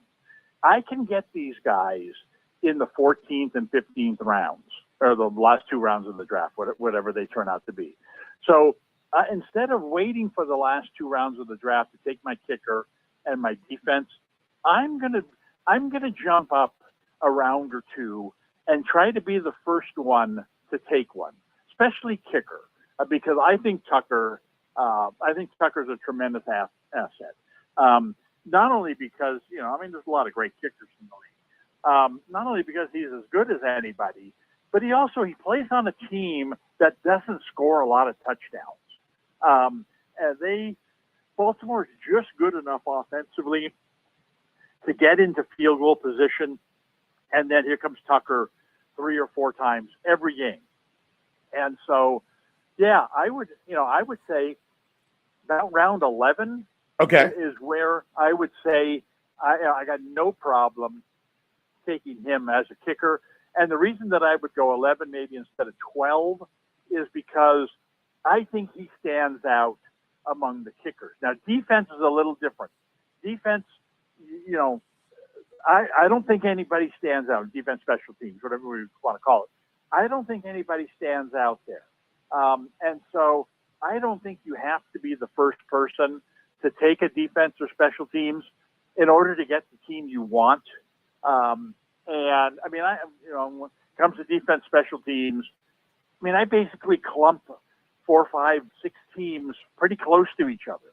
And so I can let somebody else dictate there goes the 49ers defense. Okay, now are we going to start seeing a run on it? If so, then I'm going to jump in on the early side. But I'm going to wait till that run has started because, I mean, my personal favorite for defense would be New Orleans. They've got a good return game, which helps. They got a very soft schedule, which helps. And I think, they're coached by a defensive-minded coach, which helps. I think they may not be the best defensive team overall, but they got a lot going for them. And I didn't have to, I waited an extra round in order to get them when these are all, I mean, Dallas, Buffalo, the Jets, Miami, Pittsburgh, Baltimore. I can't tell the difference between these teams. So I'm going to pick one, and I said that's going to be New Orleans. They're not going to be one of the first, ones to go, I don't think. But at the same time, I'm not going to wait till round 15 and have someone snatch them in front of me, and then I get stuck with, God knows who, the Rams. So that to me is the difference between my philosophy on taking Tucker and my philosophy on taking a defense is I'd prioritize Tucker. Right now he is on. All right, so this is an average of ESPN and Yahoo. I think I'm reading this right because he's the first kicker off the board, but he's ranking the 167th pick right now, which would put him in the 13th round if you're a 12-team league. So, yeah, so you're jumping ahead there a little bit. All right, that's good. Let me throw a couple other players at you, and I'll let you go, just because I want to see where you think maybe they're kind of ending up compared to your thoughts. But I'll kind of give you some random ones. But let's go with – I saw one closer to the top I wanted to start. All right, Travis Etienne. Whereabouts do you think he's going right now? Well, he went the ESPN just had their experts or whatever they're called draft the other night. And he went earlier than I would have expected. I think he's, to me, I like him. I think he's, certainly a definite fantasy starting running back. I wouldn't want him as my number one back unless he really slipped, which he's not going to. I rate him 1, 2, 3, 4, 5, 6, 7, 8, 9, 10, 11, 12, 13. And so what that's telling me is I'm not going to end up with him because others are rating him 9, 10, 11, somewhere in that kind of group. And I think it's warranted. I think the Jaguars are going to be an improved offensive team. He's someone who obviously, like Lawrence, he had an improved season last year. He catches the ball well out of the backfield. Like I said, I think Jacksonville, in a terrible division, is going to put up more points this year. I think Lawrence is going to have a better season even. The question with Etienne is, can he stay healthy? And that's the big thing. And that's why I'd be shaky. I wouldn't want him as my number one back. I'd love him as my number two back. Okay, he's running back number 12 right now, getting drafted right in the middle of the third round. Yeah, and that's too high for me. I mean, number 12, I said I ranked him 13th. He's number 12. That's fine. But what I was surprised at in the ESPN draft was, don't quote me on the numbers here, but like at the end of the fourth round, I want to say, so there were 40 guys drafted. It was a 10-team draft. There were more running backs taken than maybe at the end of the third round. I forget which one it was, but there were more running backs taken than wide receivers. I think it was like 13-12 or 16-15 or something like that. It's like, that doesn't make any sense to me. The wide receivers are the big scorers in fantasy these days. They're going to win or lose the title for you. And if you look at the great thing about, a draft, an expert's draft like that, what it shows you is, we've talked about my draft strategy before. I want to get Kelsey in the middle of the first round. Then I want to draft 3 wide receivers. Okay, so I'm going to be, if that works out, I'm going to be all set at those, positions, including flex. Then you're saying, well, gee, you're going to have terrible running backs. Well, what the ESPN draft shows you is chop off the top 4 rounds. Now look at who's left among the running backs. Can you live with, 2 or 3 of these guys on your team? I was shocked with the quality of guys who were available in round 5 or later at running back. And so it's like I've doubled down on my draft strategy. I'm like, wow, I can get Walker, Gainwell, Right. Pacheco, Cook, and then there's a real wild card, and it's going to be really interesting to see how this plays out. But where's Dalvin Cook going to be drafted? And on top of that, what kind of a season is Dalvin Cook going to have? My feeling is Dalvin Cook is a victim of this, the same thing as Taylor, the same thing as Jacob, the same thing that all the running backs have been complaining about. And that is they don't make enough money, right? It has nothing to do with their production. It's not like, well, the reason you're not getting money is because you blew out your knee and you're not the same. No, that's not the case at all with any of these guys. They have been really good backs, and they still are really good backs.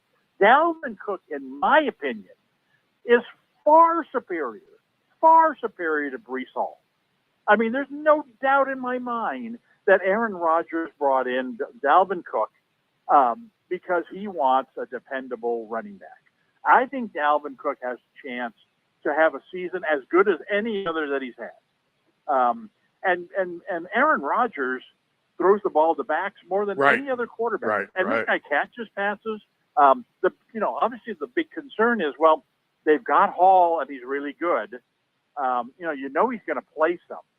Well, yeah, he's going to play some, but this is a team that, thinks they're going to the Super Bowl.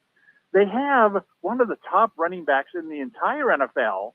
He didn't leave Minnesota because he wasn't any good. He left Minnesota basically because they weren't paying him enough. And now he's latched on to another good team. I think that he, this is going to sound really stupid, but when a push comes to shove at, halfway through the season, people are going to look back and say, why didn't I draft Dalvin Cook in the first round? He's been a first round pick, for 5 straight years. What was different about this year? And what's different is the presence of Breece Hall coming off a major knee surgery, right? But it's that Aaron Rodgers hates these young, undependable players. He wants, Dalvin Cook, to be his running back, not some, second-year guy who doesn't trust to run his, the swing pattern that Rodgers throws 15 times a game. I think Dalvin Cook could be, this isn't even that bold a statement, I think he could be a top 10 fantasy running back this year before all is said and done. It wouldn't shock me if he was a top 5. Now, will he start that way in week 1? Probably not. Heck, he might not even start week 1. But to me, he's going to quickly demonstrate, in week 1, when the Jets are in a tight game in the fourth quarter, and Hall has carried the ball 15 times and Cook's carried the ball 10 times, but it's a tight game and the Jets are, need to pull it out. I assure you, Dalvin Cook is going to be on the field. And then, he gets you a couple of first downs. He gets you that late touchdown. I'm not saying you should have put him in your fantasy lineup, But that's going to be, wow, why haven't we been playing this guy more? This guy's way better than our other guy. And then you'll start to see it in week 2, he'll play more. Week 3, he'll play more. By week 4, he will be what he was in Minnesota. And I think he's, I thought, the ESPN draft, because he had just signed with the Jets, and the ESPN draft was held after that signing. And I thought, all right, these guys are sharp. Somebody is going to identify this. And they didn't. He went in like the 6th or 7th round. He went after Hall went. Like, you got to be kidding me. I'd die to get him in the 6th round. That's where, so that his average draft spot is 70th, which is 6th round, running back 28th. Right. But, that'll change because, he was drafted in these early drafts as a guy who didn't even have a team, right? Right. And so you'll see that draft thing go up, but me, I hate drafting early. But if I were ever going to enter a draft early, it would be for this reason only. That, man, you're telling me if I drafted tonight, I get Dalvin Cook in the 7th round? Where do I sign up? Like, no. Right. No, patient. It's stupid to draft this early. But I don't think that much is going to change between now and even if you draft on the day before the season starts. My concern, a little bit of a concern, is the stupid hard knocks, because people are going to learn a lot more about the Jets than any other team. And, you watch him in practice, and then you're talking to everybody, oh, man, Dalvin Cook, he's looking really good. Oh, man, he's really going to help us. Aaron Rodgers, oh, my God, he's the best running back I've ever had. And there goes his skyrocket, right out of my price range. But anyway, my point is that just based on that ESPN draft, there were 4 or 5. I think Alvin Kamara was even in this group. There were 4, 5, 6 guys where I thought these guys are all available after the 5th round, and I take 2 of these guys in a heartbeat. Especially when I've already got, I got Kelsey, I got AJ Brown, I got Ridley, I got, Ayuk. I've got 3 elite receivers, the best tight end. I've got the best team right now, based on the highest scoring positions. And now the question is, what am I going to do at running back? Well, this is a godsend. Give me these guys. Give me, heck, I'll take 3 of them right in a row. Give me Cook in round 5, Gainwell in round 6, and the other Cook in round 7. I was like, okay, now, man, I got a very good backfield considering where I drafted these guys. I got the best wide receiver core in my league. I got the best tight end. Now I just got to find a quarterback.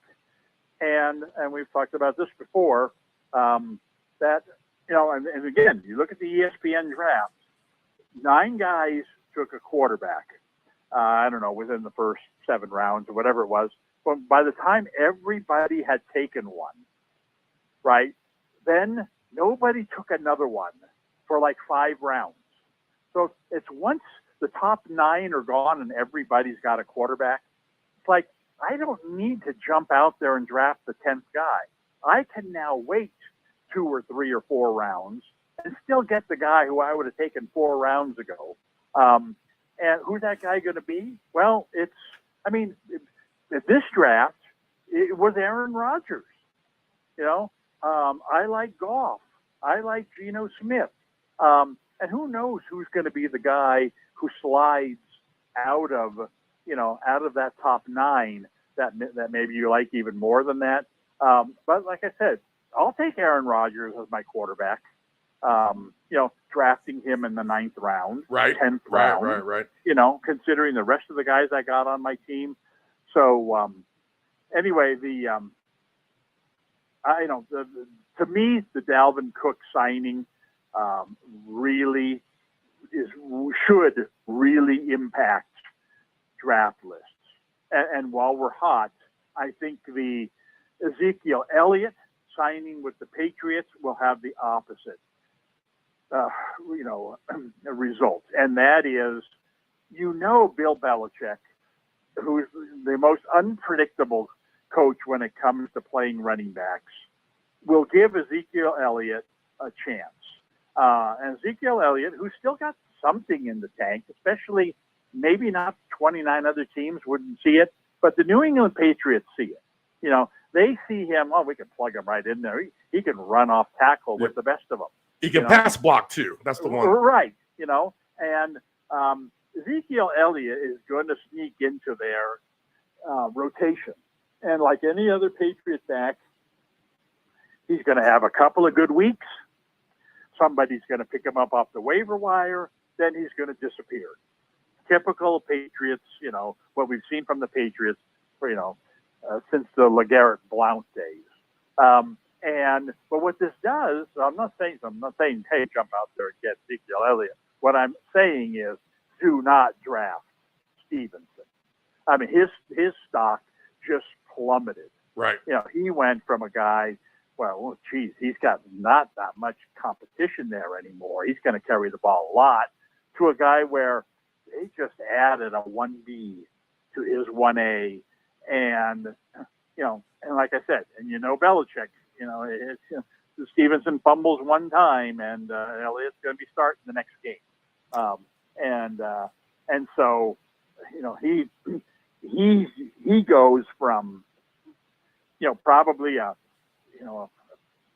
number 15 to 20, I would guess, running back to, in my opinion, to undraftable. I mean, maybe 30 to 35, all because they brought in this other guy. So lesson learned again is, don't trust anything you read in a fantasy football magazine come draft day, because of this thing was printed on July 1st, and a lot has changed. And you start drafting, you start wondering, wow, my magazine says take Stevenson, as the number 15 running back, and he hasn't gone yet. Well, guess what? There's a reason for that. So you got to stay on top of the news. All right, average drafting position. This is the last question. We'll do more of this next week. It's kind of fun. Average drafting position. Here are the 5 wide receivers who are being drafted earlier than Kadarius Toney. And you tell me why this doesn't make sense. Well, one of them is Michael Thomas. I could see that. But before that, Cortland Sutton, Gabe Davis, Brandon Cooks, Treylon Burks, Jahan Dotson. What am I missing there? How? Yeah, I would rate your guy ahead of any of those guys. Not necessarily because I'm in love with Tony, but because I'm not crazy about the other guys. Tony I think he's a great, probably 4th receiver to have on your team. A guy who could develop into Kansas City's best wideout, but also could develop into what Kansas City's had, like last year. Right. Where, oh man, it's a different guy. It's always Kelsey. Right. But it's who's Mahomes throwing to this week? It's like he tosses a coin. Sky Moore, 3 touchdowns. Yeah, right. Oh, it's Smith-Schuster. This is his big week. No, it's Valdez-Scantling. Are you kidding? McCole Hardman.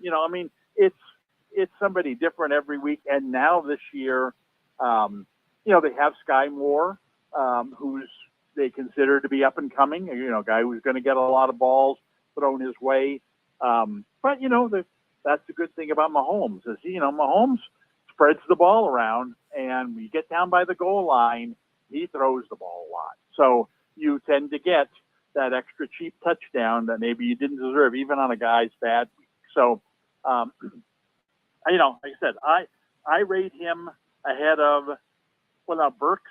Burks has suffered an injury, and I don't know how serious, But, they brought in Hopkins into that team. They don't throw the ball a whole lot to start with. I don't really like him. Dotson, we've talked about the Commanders last week. I just don't see them as being a good offensive team, but yet they're a team that has a lot of mediocre guys who are going to split the ball. McLaurin, however you pronounce his name, to me would be considered a better receiver than Dotson. And then you've got a couple of running backs, who kind of indistinguishable. One of the league's worst quarterbacks. I don't want any part of the Redskins offense. Sutton, another guy similar to what you would say about Dotson. He's talented, but on a team that you wouldn't think is going to be a very good offensively, and they have a better receiver on the team. They're like, man, I've got the number 2 receiver on like the 26th best passing team in the league, a team that's going to run the ball a lot. No. I mean, that's the recipe for wasted roster spot. And Michael Thomas makes some sense, if not for the fact that he gets injured like 5 minutes into every season. And so I do like the Saints.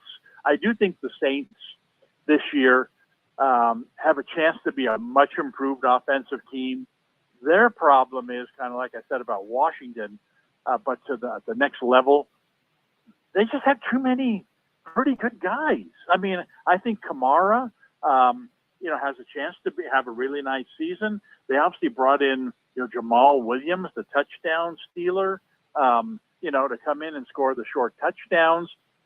They have Olave, who's a elite level wideout, going to be the number 1 passing option. Obviously, they got a quarterback this year who actually throws the ball and throws the ball deep. They've got a couple of tight end options. They've got a chance to be certainly a better than average offensive team this year. The question is, will they just spread it around too thin? And I think Olave, to me is the standout among that group. And when Thomas gets injured, he becomes even more of a standout because now he's going to get more touches. So if I rated anybody on that list ahead of Tony, it would be Thomas. But that's, I'm probably the only one crazy enough to even think about drafting him because he, like I said, the wind's blowing the wrong direction, then he has to sit out. So there was one other guy you mentioned in that group that I wasn't crazy about either. So I think you're right on about that. I think Tony has kind of gotten caught up in this. Oh, Kansas City got a bunch of no-name receivers again this year. Yeah, true, but they're good, and B, they got a quarterback who, is going to throw 40 to 50 touchdowns, and Kelsey can only catch a certain number of them. The rest of them are going to the wideouts, and Smith-Schuster last year was targeted 101 times. And he's not there anymore. Scantling, 81 targets. He's not there. Hardman, 34 targets. He's not there. I mean, so you're talking about over 200 targets there to the wideouts. And, who are they going to? Yes, I mean, to me, it's you got Sky Moore, you got Tony. To eat up a majority of those 200 targets, like I said, on a team that's going to throw 40 to 50 touchdown passes, I'm signing up for that way, way sooner than I'm going for the Commanders or the Broncos number 2 wideout. All right, Dave, I could talk about this for hours, obviously, because we have. Good stuff, man. We'll catch up same time next week, and then we'll see what we learned from preseason full week number 2, and I'm sure there will be some injuries by then as well, so we'll have to take those into account. Well, I appreciate your time today, man. Thanks. Okay, anytime. Okay, we'll be back right after this.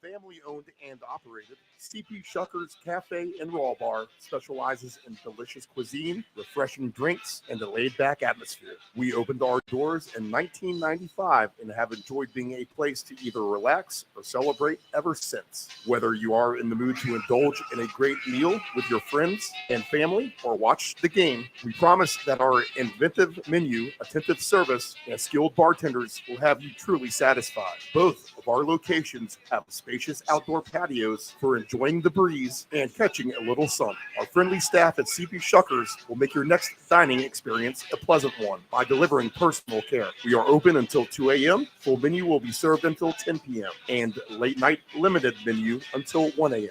For larger parties, please give the location of choice a call. Pacific Avenue, 757-425-8676 or Shore Drive, 757-412-2929. More information at cpshuckers.com. Thank you for your continued support and have a shuckin' good time. Hey, does your home have algae or stains on the siding? Is there grime built up on your deck or brick patio? Coastal Pressure Washing Services has a warranty of professional services. From pressure washing to window cleaning to deck and fence staining, as well as dryer vent cleaning, you got it all. Call Coastal Pressure Washing at area code 757-439-9810 or visit our website at coastalpressurewashing.net. Again, call Coastal Pressure Washing at area code 757-439-9810 or visit our website at coastalpressurewashing.net.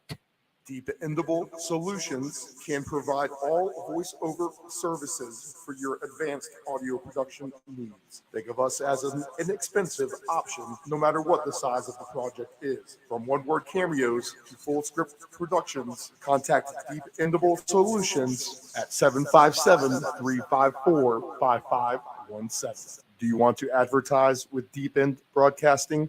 Send us an email at deepend757@yahoo.com. That's deepend757@yahoo.com. This is the Deep End Broadcasting Network. It is estimated that 23% of car accidents each year involve a cell phone. That's 1.3 million accidents a year. Reaching for your phone, you are 4 times more likely to crash. Dialing on your phone, 2.8 times more likely to crash. And texting on your phone, you are 23 times more likely to crash. Attentive drivers are safe drivers. Know your gambling limits. Don't ever bet what you can't cover. Wagering on sports is only fun when you do it the right way. Not every bet will win. When you get on a bad run, know it and avoid trouble. Know your gambling limits. Control your alcohol. Don't fight. Don't drink and drive. Your one punch could kill someone. It happens. If you're behind the wheel, you may think you are fine, but then the other driver is under the influence of texting, and then you are done. Control your alcohol. This is the Deep End Broadcasting Network.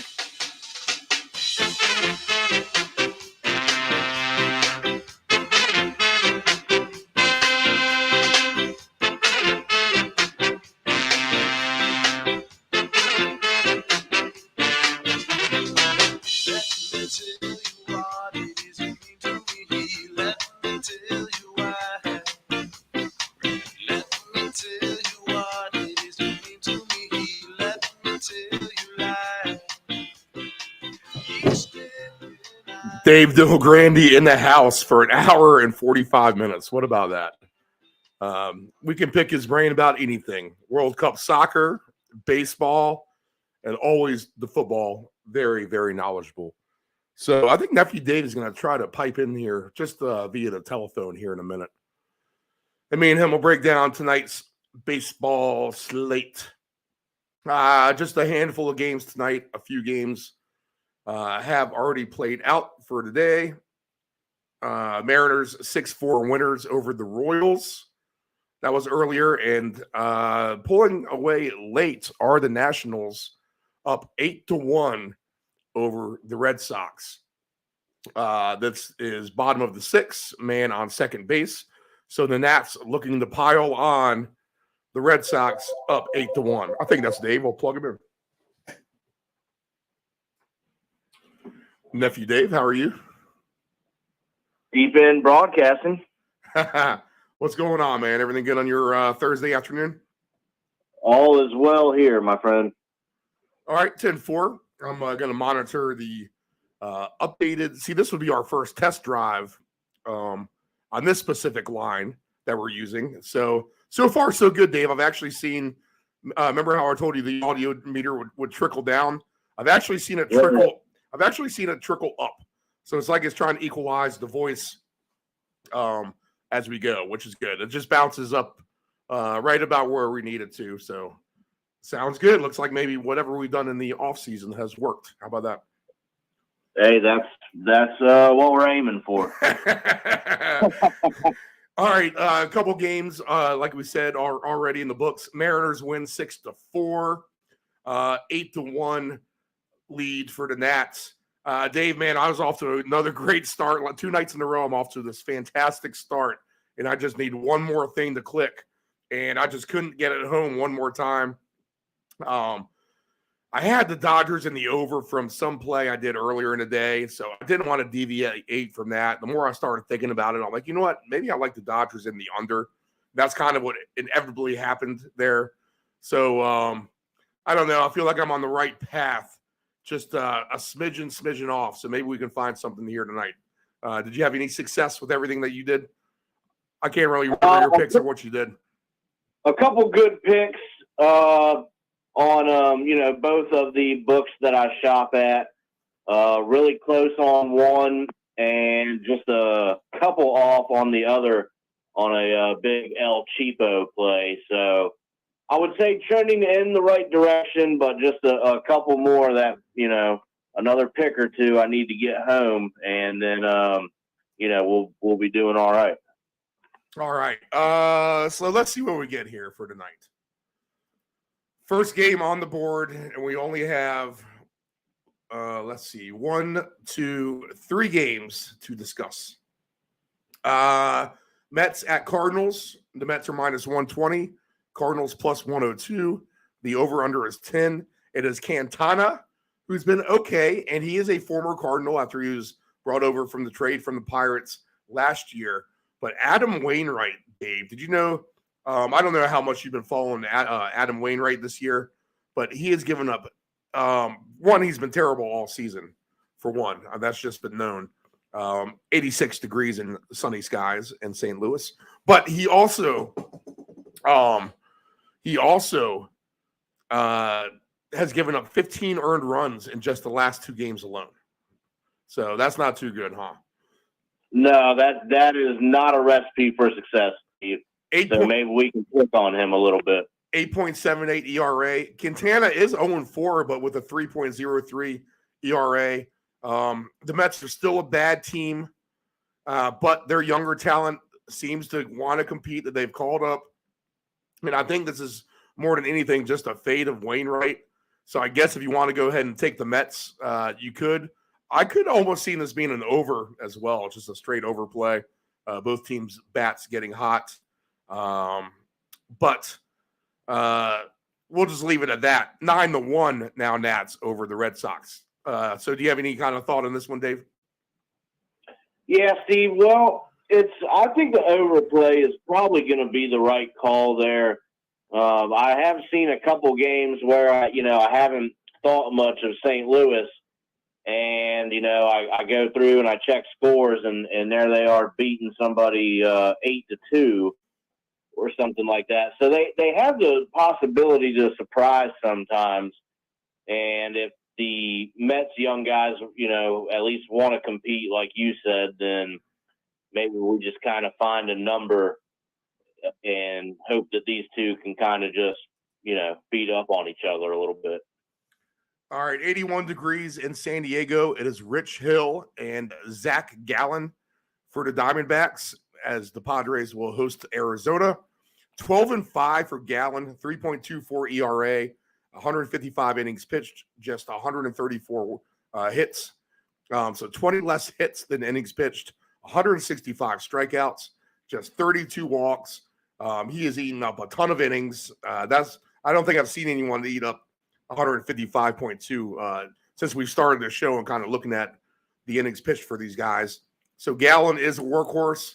Rich Hill, savvy veteran workhorse, veteran for a long time now. I think I saw him pitch live, I think in like 2004 or 5, Dave, for the Cubs, for real. I'm not lying. When he was a rookie, me and my boy Blades went to Chicago, and it was around that time because I lived in my grandparents' house after they passed away at the time, and that would have been right in that time frame. So this guy's pitched forever, Rich Hill, but he's not very good. 5.17 ERA, 7-12 overall. Padres bats opened up against the Orioles. Good series win for them. They're still not out of things in the wild card. Neither is Arizona, though. They're right there. But Gallen is one of the best pitchers in the league. I'm going to favor him over the bats of the Padres. And I would, I think if you wanted to do, I think for all these games we're talking about, if you wanted to do a -2.5 over 6.5, that's worth the risk because you're getting 3-1 odds, and that might be okay for me with Gallen tonight. How about you? Yeah, Steve, I'm looking at a Diamondbacks here. I originally thought, maybe the Padres taking 2 of 3 from the O's, who, are the best team in the American League as of right now. I thought maybe that they had the potential to kind of start to get on a little bit of a run there, gaining some confidence, beating a good team in their series. So I think I'm going to actually look at both sides of this. A little bit undecided right now, but I'm going to see what the numbers come up. Maybe 2.5 for either team. So I don't know. We'll see, Steve. I'm going to play around with this one, but I think run line -2.5 for either team is probably going to be where I start. 85 degrees in Los Angeles for the Dodgers and the Brewers. Corbin Burns, the ace for the Brewers, on the hill for Milwaukee. 9-6 is his record. 3.60 ERA, which is good. 1.45 innings pitched. Just 104 hits, 146 Ks, and 53 walks. So he's walked a fair amount, but he's pitched a lot of innings too. So we'll cut him some slack. It's basically almost a walk every 3 innings, not quite, 2.23 innings or something. So Burns against Lynn 9-9, 5.88 ERA, but some of that comes from the White Sox as well. And he has pitched all season long as well, 137.2 innings pitched, a few more hits than innings pitched, but a lot of strikeouts too for Lance Lynn. 166 for him. He's given up a ton of home runs, though, 32 home runs, which is double Burns. And Lynn, he was getting picked on the White Sox. It's easy to pick on him for being on the White Sox. He didn't have any support behind him. But I think you're dealing with a different animal now that he pitches for the Dodgers. He has some actual run support behind him. Corbin Burns has been touched up before, and he doesn't do well in Los Angeles, actually. So the Dodgers are a little bit of his kryptonite. I would kind of lean on this because the Dodgers are going for the sweep. This is almost like a statement series for the playoffs for the Dodgers because they could see the Brewers again, and this could be the ultimate confidence deflator when it gets to that point in the season, especially if they get down one game to nothing in a playoff scenario. So I would lean with the Dodgers here too. I think the -2.5 over 6.5, just like the play before I talked about. That comes off at +300 as well, so 3-1 on that, and that's fine by me. The Dodgers have done everything I thought they would in this series, and they've been one of the better plays as of late. If you've been betting the Dodgers since the All-Star break, you are very, very, very rich right now. I will just say that. So, Dave, what do you think? All right, Steve, I'm going to go with something a little bit obscure here. I am going to take the Dodgers for the sweep, but they're going to do it by 3 runs tonight, and I'm going to get a plus 950 number from it. Well, you're Mr. Pick the Dodgers exact runs, so why not? They did do that for me before. You're right. Yep. So I like that. I could see this game actually being 5-2. I mean, that's why I'm taking over 6.5. I think it's something like a 5-2 game. So you're right on the money with that, Dave. I think so. Carry forward and cash that ticket home for sure. We can look at the futures real quick just to see where we're at, David, if you'd like to do that. Yep. And for the plays for tonight, I'll just recap real quick. I'll take the Dodgers, Mets, and the Diamondbacks. So 2 road teams and the home team, Dodgers. And I like the pitching matchups for all those. Well, I'm not so hot on the Dodger pitching matchup as I'm convinced that they can actually just outslug those guys because I think that's very, very possible. Let's see here. For the futures for baseball, if we can get to it. Let's get odds to make the playoffs right now, and I'll correlate that with the standings, and then we'll go ahead and get on out of here for the evening just to see where we fill in, and I'll pull up the wild card standings. So in the wild card standings right now, Tampa Bay plus 5.5 games to the good. Houston plus 3 games to the good. Toronto would be your last playoff team in right now. Behind them now are Seattle, just a half game back. Red Sox are 3. Yankees 6.5. Angels 7. Guardians 8.5. Detroit way back in 12. They haven't gained any ground at all. So with the odds to make the playoffs, Tampa Bay is at minus 3,500, so they're figuring to be a lock. That's a big number. I mean, what's the odds not to make the playoffs? Can we do that? Let's see here. Toronto is in there right now. They're minus 250. And the other American League team is Houston, minus 2,200. That's crazy. So we'll be looking for someone on the outside, which would be Seattle plus 132, Red Sox plus 870, Yankees 14-1, Cleveland behind the Yankees 9-1, only because they're closer to winning that division. Angels all the way back at 30-1. So anything there, Dave, you would take a chance with? Steve, nah, I don't think so, right? I really don't think so. Like I said, I've got my one going. That would be a really excellent El Cheapo. So I think I'm just going to kind of stay there. But again, I'll recap that real quickly. The O's to win their division, Rangers to win their division, and the Reds to win their division. And their number, the Reds, has gone to plus 550. So they have definitely gone up. Not super fond of that. But as far as all the futures, Steve, the Reds are only 2.5 games back, though. They're only 2.5 games back.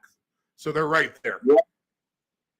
Yeah, so they are right there. So, I mean, you could really even maybe take a chance with that, especially if they kind of, can catch a spark and go on a little bit of a run. And I think I would also maybe look at the Cubs to make a play for that division as well, with the way that they've kind of, resurrected their season. The Cubs to win, let's see what the division is I got now. I got the Reds at plus 750, actually. The Cubs plus 140. To make the playoffs, I have the Cubs at minus 210. So they're actually expected to make it. And the standings are with the wild card in the National League. That makes sense to do that first, and then the odds make sense after that. But look at this. We have a 3-way tie for the last spot in the wild card right now. Wow. The Phillies are plus 3.5 games to the good. The Giants plus 1.5 games to the good, but fading fast. Cubs would have a 3-way tie for the last spot in the wild card with Miami and the Reds. Arizona is 1.5 games back of that group. The Padres just 4.5 back. And the Mets still alive at 7.5 back. And really, you can still count a small shot, I think, for the Pirates, Cardinals, and Nationals at 8.5 back. Because honestly, if you go on some kind of 30 and 10 tear, winning 75% of your games, you're probably going to overcome a good portion of the teams ahead of you. So can you get into that last spot? Maybe. The odds for all this are in the Padres and the Mets. Odds are going to be interesting to me. Odds to make the playoffs, the Mets are 50-1. The Padres are plus 290. So the Padres to make the playoffs are plus 290. The Mets are 50-1. Yet in the standings, they're just 3 games separated from each other. So that's really just one series of a sweep where the other team gets swept to make up that kind of ground. Kind of interesting, Dave. I mean, that's a big number, 50-1 to come back. Still 8 games back. I get it. But you never know, to be honest. Diamondbacks to make the playoffs. Again, they're 1.5 back. The Diamondbacks are plus 330. So a good number on the Diamondbacks, actually. If they can jump in there. The Reds plus 215, I see, to make the playoffs. The Marlins plus 126 and the Cubs minus 212. So much more interesting numbers in the National League. Yeah, absolutely. All right. I mean, are you crazy to put $5 on the Mets right now? 7.5 back, 50-1. $5. I mean, I don't see why. Why not, Steve? Go ahead. We've seen crazy things happen before.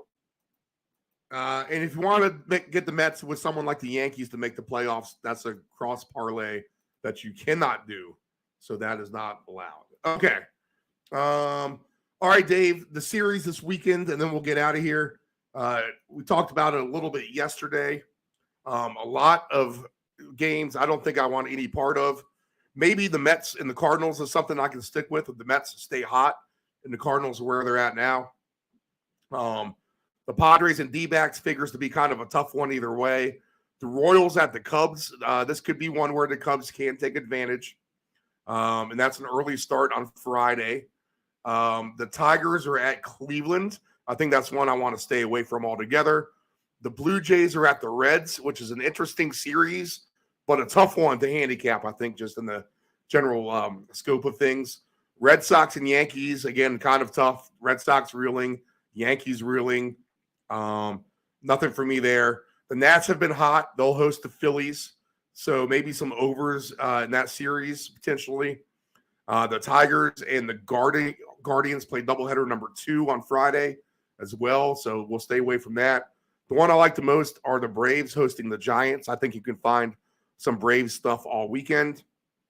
The pitching matchups for the Brewers and the Rangers pay attention to, because if the Brewers put out some pitchers that aren't one of their better ones, and obviously Corbin Burns is going today, then this battle of first place teams, the Brewers could actually find themselves out of first place by the end of the weekend, because I think the Rangers can handle them as they've already been comfortably at home. Pirates and the Twins will stay away from. Mariners and the Astros is a good series. The Mariners did very well at the Astros the last time they played. I would expect maybe that to be the case again, to be honest. The Mariners have been red hot. Astros still good as well, though. White Sox, Rockies, stay away from that completely. I won't even look at that direction. Rays and the Angels.